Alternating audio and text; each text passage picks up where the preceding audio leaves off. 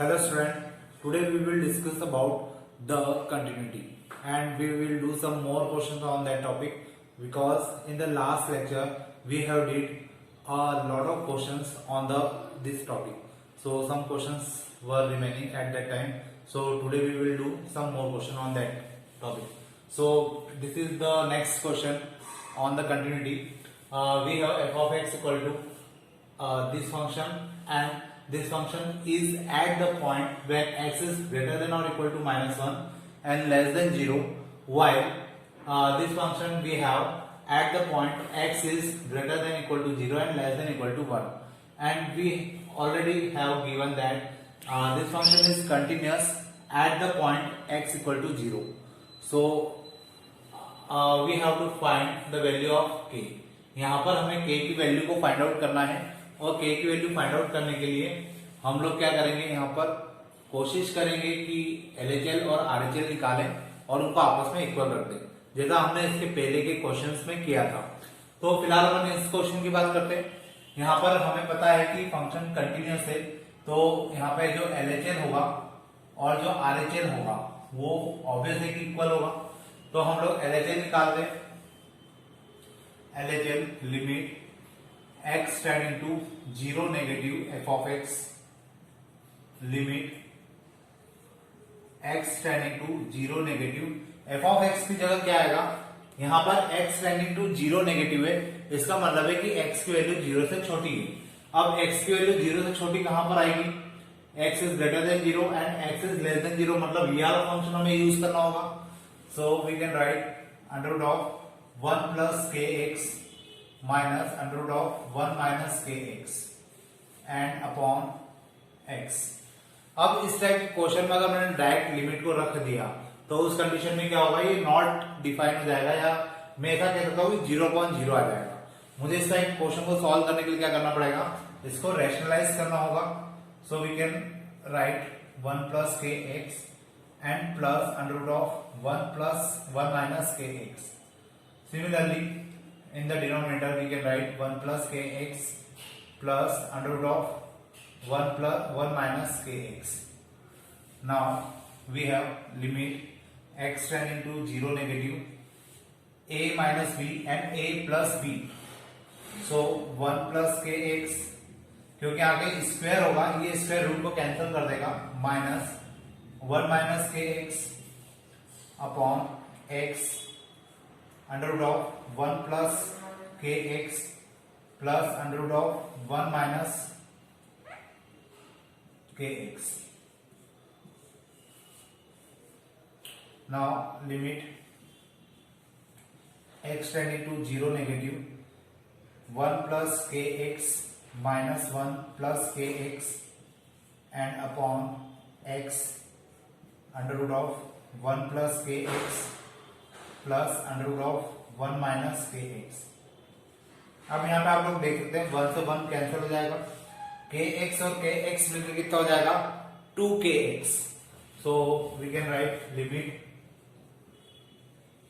x tending to 0 negative 2kx upon x under root of 1 plus kx minus under root of 1 minus kx. अब इससे हमें ये value मिल जाएगी and we will cancel x to x limit. अब देखिए, अब मैं अगर चाहूं तो लिमिट डायरेक्टली रख दूं तो भी मेरा आंसर आ जाएगा शायद. मैंने x की जगह क्या रखा 0, सो वी कैन हैव 2k. यहाँ पे 0 रखा था, 0 हो जाएगा, 1 हो जाएगा, -1. अब 1 माइनस 1 अगर ये हो जाएगा तो उस कंडीशन में इसकी वैल्यू कितनी हो जाएगी, 0 हो जाएगी. सॉरी, यहाँ प्लस है, यहाँ प्लस करना होगा मुझे, तो ये कितना हो जाएगा 2 एंड 2 से 2 कैंसिल मीन्स k. मतलब अगर मैं LHL निकाल रहा हूं तो मुझे क्या मिल रहा है, k मिल रहा है. अब हम लोग बात करते हैं इसकी RHL की. तो मैं इसको इक्वेशन 1 दे देता हूं और RHL निकालने के लिए मुझे इसको थोड़ा सा रफ करना होगा. तो अगर आप लोगों ने देख लिया, समझ लिया, तो मैं नेक्स्ट स्टेप पे चलता हूँ. LHL हमने निकाला और वो कितना आ रहा है, k आ रहा है. अब हम लोग निकालते हैं यहाँ से RHL. तो इसकी जगह पे कितना आ जाएगा आर, फंक्शन यही रहेगा लेकिन यहाँ प्लस हो जाएगा और यहाँ पे प्लस होगा, तो मतलब अब एक्स की वैल्यू क्या है, 0 से बड़ी है। अगर एक्स की वैल्यू 0 से बड़ी है तो वो ये वाला फंक्शन यूज करेगा, मतलब ये फंक्शन कहां पे आएगा, यहाँ पे। मीन्स मुझे इसको मिटाना होगा, यहाँ पे आ जाएगा जी प्लस एफ ऑफ एक्स, यहाँ पे आ जाएगा 2x प्लस 1 अपॉन में x माइनस 1। मैं यहाँ पर क्या कर सकता हूं, डायरेक्टली जो 0 है x टेंडिंग टू 0, इसको मैं डायरेक्टली यहाँ पुट कर सकता हूं। So we get 2 into 0 plus 1 upon में 0 माइनस 1 मीन्स माइनस 1। अब ये मेरा RHL है, ये मेरा LHL है और मुझे पता है कि फंक्शन क्या है, कंटिन्यूअस है, तो मैं इन दोनों को इक्वल रख सकता हूं। LHL की जगह कितना आ रहा है k, RHL की जगह कितना आ रहा है -1, तो यहाँ पे कितना आ जाएगा -1। ये मेरी वैल्यू जाएगी k की। तो इस प्रकार से हम लोग क्या कर सकते हैं, आंसर निकाल सकते हैं। और भी कुछ क्वेश्चन है, अपन देखते हैं उनको कि किस प्रकार से करना है। देखिए जो नेक्स्ट क्वेश्चन है, आपको देख सकते हैं आप लोग, x plus 2 x is less than equal to 2, ax plus b when x is greater than 2 and less than 5, while the function is 3x minus 2 when x is greater than equal to 5। अब इस condition में मुझे उन्होंने बोला कि function continuous है, ये नहीं बताया कि किस पॉइंट पे कंटिन्यूअस है, और साथ में मुझे बोला कि find the value of a and b, मतलब मुझे यहाँ पे a की वैल्यू और b की वैल्यू को फाइंड आउट करना है। तो देखिए यहाँ पे मैंने आपको कहा था कि अगर आपको ये नहीं पता चल रहा हो कि कितने पॉइंट पर या किस पॉइंट पर आपको कंटिन्यूटी को चेक करना है, तो हम लोग क्या करते हैं, हम लोग चेक करते हैं कि लास्ट में यहाँ पर कौन कौन से पॉइंट है और उनकी ऑकरेंस कितनी है। जिस पॉइंट की ज्यादा ऑकरेंस होगी हम उसके ऊपर कंटिन्यूटी पता करेंगे। तो यहाँ पर x भी कितनी 2 कितनी बार आ रहा है, 2 बार, और 5 भी कितनी बार आ रहा है, 2 बार। मतलब मुझे इन दोनों पॉइंट के ऊपर क्या करना होगा, कंटिन्यूटी को चेक करना होगा। और खैर कंटिन्यूअस तो उन्होंने दे ही रखा है, तो मैं कंटिन्यूअस अगर दे रखा है तो मैं यहाँ पे f of x equal to LHL equal to RHL तीनों को इक्वल मानकर चल सकता हूं, और वहां से मैं किसकी वैल्यू निकालूंगा, ax प्लस b की। तो देखिए सबसे पहले हम एफ ऑफ एक्स निकालते हैं, और एफ ऑफ एक्स में मतलब हम लोग किसके लिए निकाल रहे हैं, एट एक्स इक्वल टू 2 के लिए। तो x इक्वल टू 2 के लिए अगर हम लोग निकाल रहे हैं तो उस कंडीशन में यहाँ पे क्या होगा, या एफ ऑफ एक्स नहीं निकालना है तो हम लोग सीधे LHL निकाल रहे हैं। यहां आ जाएगा limit x tending to 2 negative f of x. अब अगर मैंने यहाँ पे 2 नेगेटिव लिखा है तो इसका मीनिंग क्या है कि x की वैल्यू क्या है, 2 से छोटी है, तो यहां आ जाएगा limit x tending to 2 negative. अब x की वैल्यू कहां पे 2 से छोटी आ रही है, तो x की वैल्यू 2 से छोटी यहां पे आ रही है, मतलब x प्लस 2 पे, तो हम लोग क्या लिखेंगे x प्लस 2, ठीक है। और मैं यहाँ पे x की वैल्यू सीधे रख देता हूं, तो यह जाएगा 2 प्लस 2 मीन्स 4। अब इसके बाद हम लोग बात करते हैं RHL की। RHL में limit x tending to 2 plus f of x,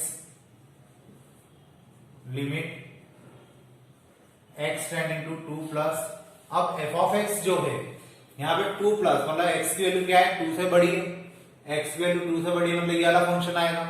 so we can write ax plus b। अब 2 यहां पे रख देंगे तो ये कितना हो जाएगा, 2a प्लस b, ठीक है।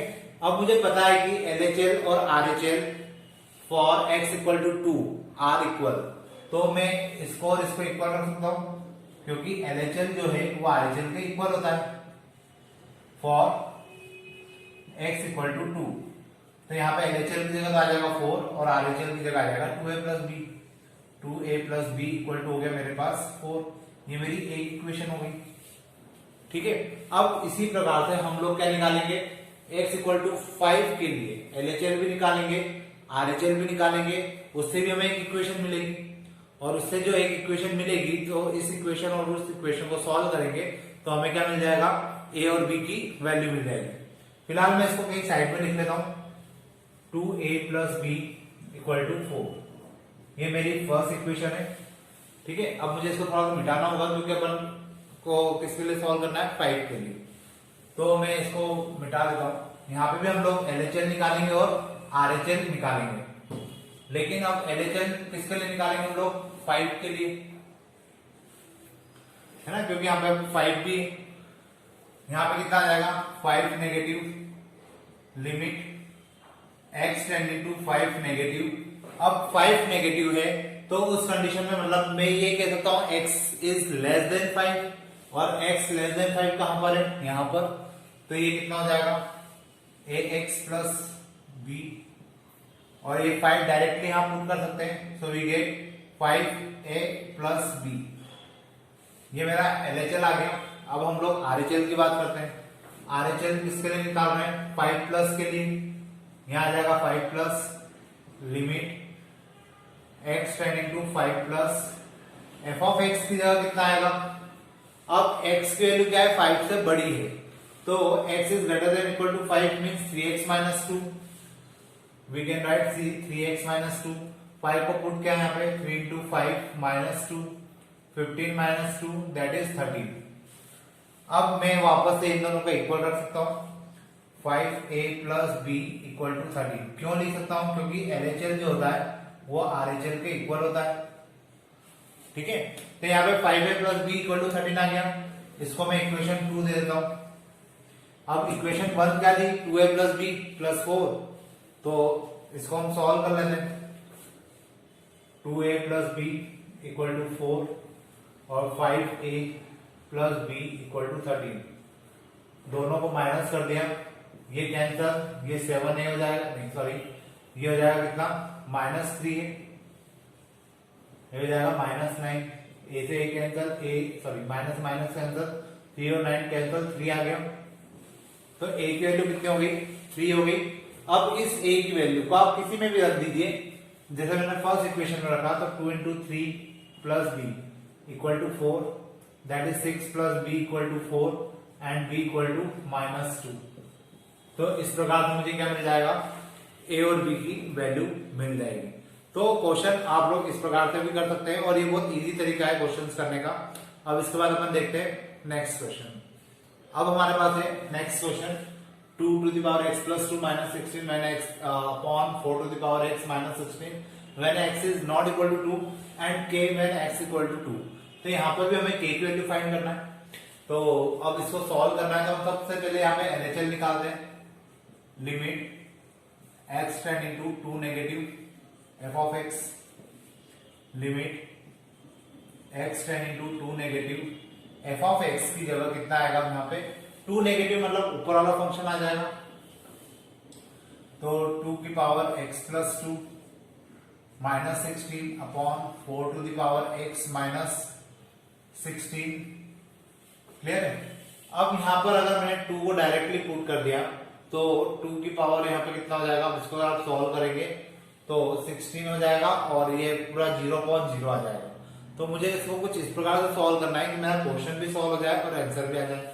तो देखिए, इसको अपन ऐसा लिख सकते हैं, limit x tending to 2 negative 2 की power x into 2 power 2 minus 16 upon 4 to the power x minus 16।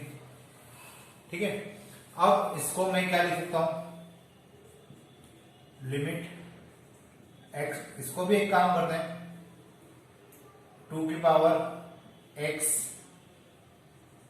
To the power 2 ऐसा लिख लेते हैं। उसको भी लिख लेते हैं 4 की पावर 2। 4 की पावर x है, तो उसको अपन ने लिखा 2 to the power x to the power 2। अब यहां से अपन ने 4 कॉमन निकाला, तो यहां पे कितना आ जाएगा? 2 to the power x minus 4 upon, यहां पे a माइनस बी और a प्लस बी का फॉर्मूला लग जाएगा, 2 to the power x minus 4 2 to the power x plus 4। ये टर्म और ये टर्म कैंसल। अब अगर मैंने यहाँ 2 रखा, तो it will become 4 multiply 1 upon 2 की power 2 plus 4, that is 4 into 1 upon 4 plus 4 and 4 into 1 upon 8, that is 1 upon 2। तो जो मेरा LHL होगा वो कितना आ जाएगा? 1/2 आ जाएगा। अब इसके बाद बात करते हैं k की, या मैं सीधे f ऑफ x निकाल लेता हूं। f ऑफ x, तो x की जगह क्या रखेंगे हम लोग? 2, and it is equal to k. अब मुझे पता है कि एफ ऑफ एक्स जो होता है वो एलएचएल के इक्वल होता है, ठीक है। तो सीधे सीधे हम लोग वैल्यू रख देते हैं। एफ ऑफ एक्स की जगह कितना आ जाएगा यहाँ पे, एफ ऑफ एक्स हमने के निकाल रखा है और एलएचएल आ जाएगा कितना 1/2, तो यहाँ पे 1/2 लिख देंगे। ये मेरा क्या हो जाएगा, आंसर हो जाएगा। तो इस प्रकार से हम लोग क्या कर सकते हैं, क्वेश्चंस को सॉल्व कर सकते हैं और इजीली हमारे यहाँ पर आंसर निकल जाते हैं। अब मैं आपको कुछ एक दो क्वेश्चन ऐसे बता रहा हूँ जो थ्योरेटिकल है और थ्योरेटिकल होने के साथ साथ उनके आने के चांसेस कम है, लेकिन फिलहाल हो सकता है वो भी शायद सिलेबस से भी बाहर हो जाए, लेकिन एक दो क्वेश्चन है तो मैं बता देता हूँ तो वो आपका सॉल्व हो जाएंगे। तो अपन आप चलते हैं नेक्स्ट क्वेश्चन की तरफ। देखिए अब मेरे पास है यहाँ पे prove that sin x square is a continuous function. मुझे प्रूव करना है कि ये कंटीन्यूअस फंक्शन होगा। अभी तक हमने जिस प्रकार से कंटिन्यूटी प्रूव की थी या k की वैल्यू फाइंड आउट की थी, ये क्वेश्चन उस प्रकार से नहीं होगा। ये क्वेश्चन कहलाते हैं कंपोजिट फंक्शन। और कंपोजिट फंक्शन क्यों कहा जा रहा है, क्योंकि ये फंक्शन के ऊपर फंक्शन होते हैं, मतलब ये कॉम्बिनेशन ऑफ फंक्शन होते हैं या प्रोडक्ट ऑफ फंक्शन होते हैं, इस कारण से इन्हें क्या कहा जाता है, कंपोजिट फंक्शन। और इनको करने का एक जैसा तरीका होता है। 4 या 5 क्वेश्चन है इसके ऊपर और सबका तरीका सेम है। आपको इसके लिए कुछ रूल्स होते हैं जो इस चैप्टर के लास्ट पेज पे दिए गए हैं, तो आप उन रूल्स को पढ़िएगा, आपको इजीली समझ में आएगा कि मैं आपको क्या समझाना चाह रहा हूँ। तो जैसे अगर मुझे इसको प्रूव करना है कि it is a continuous function, तो पहले तो मुझे बताना पड़ेगा ये कंपोजिट फंक्शन है, क्योंकि कंपोजिट फंक्शन का डेफिनेशन होता है कि अगर दो फंक्शन है और वो दोनों फंक्शन कंटिन्यूअस है तो उनसे बनने वाला जो कंपोजिट फंक्शन होगा वो भी क्या होगा, कंटिन्यूअस होगा। तो मैं पहले तो इस फंक्शन को क्या करूंगा, एक अलग फंक्शन में ब्रेक कर लूंगा और उसको ब्रेक करने के बाद मैं बताऊंगा कि कंपोजिट फंक्शन है। सॉरी, पहले इसको अपन ब्रेक कर लेंगे अलग अलग फंक्शन में, फिर हम लोग बोलेंगे कि ये तो कंटिन्यूअस फंक्शन है और उन कंटिन्यूअस फंक्शन से अगर कंपोजिट फंक्शन बनकर ये फंक्शन हमें मिल रहा है तो ये भी क्या होगा, कंटिन्यूअस होगा। ये पूरा थ्योरेटिकल क्वेश्चन है और इस क्वेश्चन को आपको बस देखकर समझने की जरूरत है, क्योंकि सेम क्वेश्चन पर ही बाकी के 3-4 क्वेश्चन और आपको करना है। तो देखिए कैसे करते हैं हम इसको। मेरे पास फंक्शन हो गया f of x equal to sine x square. अब मैंने इसको दो अलग अलग फंक्शन में ब्रेक किया। एक मैंने लिखा H of x equal to sine X और एक लिखा मैंने G of x equal to X square. तो देखा जाए तो ये फंक्शन क्या हो गया, दो अलग अलग फंक्शन में डिवाइड हो गया। अब मुझे क्या करना है, इनको पहले तो ये प्रूव करना है कि ये क्या है, दोनों अपने आप में क्या है, कंटिन्यूअस फंक्शन है। तो मैं या तो आप एक काम कर सकते हैं, इनको कंटिन्यूटी प्रूव कर सकते हैं जैसे हम लोग करते हुए आ रहे हैं, लेकिन वो बहुत लंबी प्रोसेस हो जाएगी। आपको इसको भी कंटिन्यूअस प्रूव करना पड़ेगा, इसको भी कंटिन्यूअस प्रूव करना पड़ेगा और फिर आप लोग बोल पाएंगे दोनों कंटिन्यूअस है। लेकिन हमने अभी तक जितने क्वेश्चन किए उनके बेसिस पर एक पूरा फॉर्मेट बनता है, या मैं ऐसा कह सकता हूं कि जितने भी ट्रिग्नोमेट्रिक फंक्शन होते हैं जिसमें साइन एक्स और कॉस एक्स मेन है वो हमेशा कंटिन्यूअस होते हैं और पॉलिनोमियल फंक्शन भी हमेशा क्या होते हैं, कंटिन्यूअस होते हैं। तो अगर ये दोनों कंटिन्यूअस है तो इनका कंपोजिट फंक्शन भी क्या होगा, कंटिन्यूअस होगा। तो मैं इनको थ्योरेटिकल भी लिख सकता हूं। मैं यहां पे लिखूंगा we know that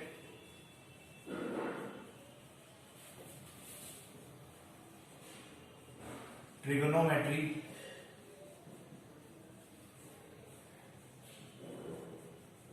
functions are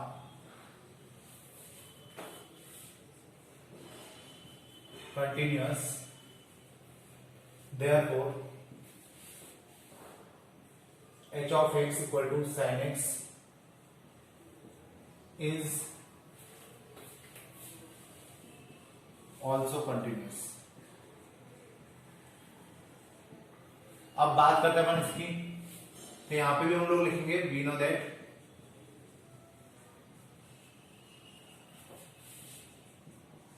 every polynomial function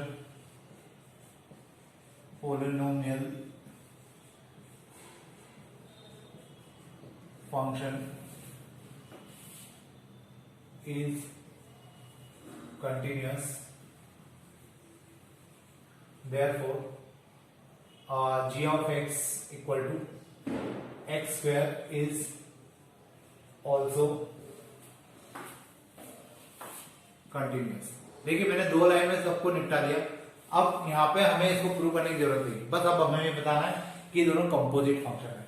तो क्या मैं इसको, आपने लास्ट ईयर रिलेशन पढ़ा होगा, तो क्या मैं इसको h o g of x लिख सकता हूं, क्योंकि इसका मीनिंग क्या होगा, h of g of x. अब जी ऑफ एक्स की जगह कितना आएगा, यहां पर आ जाएगा एक्स स्क्वायर, ठीक है। और एच ऑफ एक्स स्क्वायर मतलब एच क्या है हमारा फंक्शन, साइन एक्स है, तो we can write sine x square. Yes, it is a composite function, it is composite function. अब इसके लिए हमें लिखना है, वी नो दैट